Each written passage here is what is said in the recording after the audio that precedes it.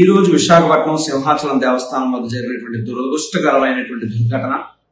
ఈ యొక్క సంఘటనలో మృతి చెందిన భక్తులందరికీ కూడా వైఎస్ఆర్ కాంగ్రెస్ పార్టీ తరఫున మా ప్రగాఢమైనటువంటి సానుభూతులు తెలియజేస్తున్నాం. భగవంతుడు ఆ కుటుంబాలకి అందరికీ కూడా మనోస్థైర్యాన్ని కలగజేయాలని చెప్పి ఆ భగవంతుని విశాఖపట్నం సింహాచలం శ్రీ వరాహ లక్ష్మీ నరసింహస్వామి వారి దేవస్థానం అంటే తిరుపతి తర్వాత మరి అంత స్థాయిలో ప్రసిద్ధి చెందినటువంటి దేవస్థానం.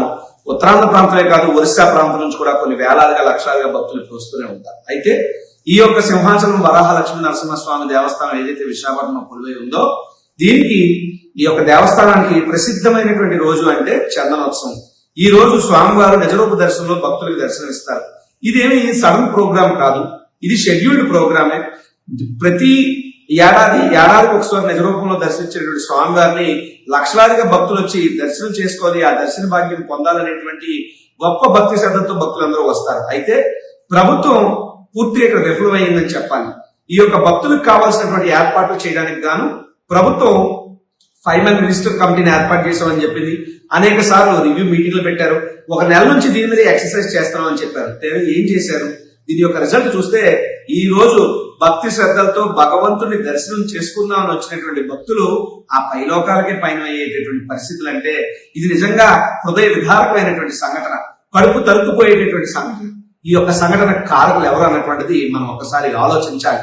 ఏదైతే ఆ యొక్క సింహాచలం దేవస్థానం దగ్గర 300 రూపాయల టికెట్ లైన్ కి ఆనుకున్నటువంటి గోడ ఏదైతే ఉందో, ఆ గోడ కూలిపోవడం వల్ల కొద్దిపాటి వర్షానికి ఆ గోడ కూలిపోవడం వల్ల ఇంతమంది ప్రాణాలు, సుమారు 7 మంది ఎప్పటివరకు చనిపోయినట్టు అధికారిక లెక్కలు చెప్తా ఉన్నాయి. ఇంకెంతమంది ఇంజురీస్ తో ఎన్ని హాస్పిటల్స్ కి వెళ్ళారో ఇంకా లెక్కలు తెలియాల్సి ఉంది. రెస్క్యూ ఆపరేషన్స్ అనేటువంటి ఇప్పుడే పూర్తవుతున్నాయని తెలుస్తుంది. అయితే ఈ యొక్క సంఘటన కారణం ఏంటంటే 20 రోజుల క్రితం కట్టినటువంటి ఆ గోడ చిన్నపాటి వర్షానికి కూలిపోయిందంటే ఆ గదిలో కట్టారు. ఆ గోడ యొక్క స్ట్రెంత్ ఏంటి, కనీసం తీసుకున్నటువంటి ప్రికాషనరీ మెజర్స్ ఏమిటి అంటే ప్రభుత్వ అధికారుల నుండి శూన్యం ఆన్సర్. గడిచినటువంటి కొన్ని రోజులుగా కూడా అక్కడ ఉన్నటువంటి భక్తులు కానీ స్థానికులు కానీ ఆ యొక్క గోడ నిర్మాణం సరిగా లేదని కానీ ఆ గోడ పక్కన ప్రికాషనరీ మెజర్స్ తీసుకోవాలని చెప్పి అధికారులకు అనేక సార్లు విజ్ఞప్తులు చేసినప్పుడు కూడా అధికారులు పట్టించుకోలేదు అన్నటువంటి మాట ఇప్పుడు అక్కడ వినిపిస్తుంది. అధికారుల నిర్లక్ష్యం ఖరీదు 7 మంది ప్రాణాలు పోగొట్టుకోవడం, ఈ యొక్క ప్రభుత్వ నిర్లక్ష్య యొక్క ఖరీదు 7 మంది సభ్యులు ప్రాణాలు కోల్పోవడమే కాదు, ఆ 7 తాలూకా కుటుంబాల యొక్క జీవితాలు కూడా చాలా ఇబ్బందులు గురయ్యేటువంటి పరిస్థితి. ఈ నూతన ప్రభుత్వం వచ్చిన తర్వాత, ఈ కుటుంబ ప్రభుత్వం వచ్చిన తర్వాత చంద్రబాబు నాయుడు గారి నాయకత్వం నడుస్తున్నటువంటి ఈ ప్రభుత్వ హయాంలో ఇటువంటి దుర్ఘటనలు జరగడం సర్వసాధారణం అయిపోయింది. నిన్న కాక మన తిరుమల తిరుపతి దేవస్థానంలో ఇటువంటి సంఘటన జరిగింది. అక్కడ తొక్కిసలాటలో అనేక మంది ప్రాణాలను కోల్పోయారు. ఆ సంఘటన ఇంకా మారనే లేదు. మళ్ళీ ఈ రోజు సింహాచలం వరాహ లక్ష్మీ నరసింహస్వామి దేవస్థానంలో ఇటువంటి దుర్ఘటన జరగడం చాలా దురదృష్టకరం. దీనికి బాధ్యత ఎవరు వహిస్తారు? ప్రభుత్వం దీనికి ఏం సమాధానం చెప్తుంది? ఎవరి మీద చర్యలు తీసుకుంటుంది? ఇటువంటి ఘటనలు పునరావృతం కాకుండా ఉండాలంటే ప్రభుత్వం ఏం చర్యలు తీసుకోబోతున్నది కూడా ప్రభుత్వ పెద్దలు ప్రజలకు చెప్పాల్సినటువంటి బాధ్యత ఉంది. ఈ యొక్క ప్రభుత్వాన్ని ఒకటే కోరుతున్నాం, ప్రచార ఆర్భాటాల కోసం పనిచేయొద్దు, ప్రజల కోసం దయచేసి పనిచేయండి, ప్రజల ప్రాణాలను కాపాడండి. ఇప్పుడున్నటువంటి ప్రభుత్వాన్ని ఒకటే కోరుతున్నాం, ఇంకెవరికైనా వైద్య సదుపాయాలు కావాలంటే మెండుగా వైద్య సదుపాయాలు అందించండి. ఎవరైతే దెబ్బలు తగిలినటువంటి క్షతగాత్రులు ఉన్నారో వారిని ఆదుకోండి.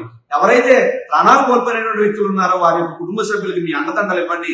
ప్రభుత్వం వైపు నుంచి అన్ని రకాలుగా మీరు వారికి తోడుగా ఉండని అని చెప్పి ఈ యొక్క ప్రభుత్వాన్ని నేను కోరుతూ, ఈ ప్రభుత్వం యొక్క చేతకాంతనం వల్ల, అసమర్థత వల్ల, వారి అలసత్వం వహించేటటువంటి అడ్మినిస్ట్రేషన్ ధోరణి వల్ల ఈ రోజు 7 అమాయక భక్తులు బలైపోవడం చాలా దురదృష్టకరమైనటువంటి సంఘటన. వారి పవిత్ర ఆత్మకి శాంతి కలగాలని వైఎస్ఆర్ కాంగ్రెస్ పార్టీ తరఫున మనస్ఫూర్తిగా భగవంతుని ప్రార్థిస్తున్నాను. నమస్కారం.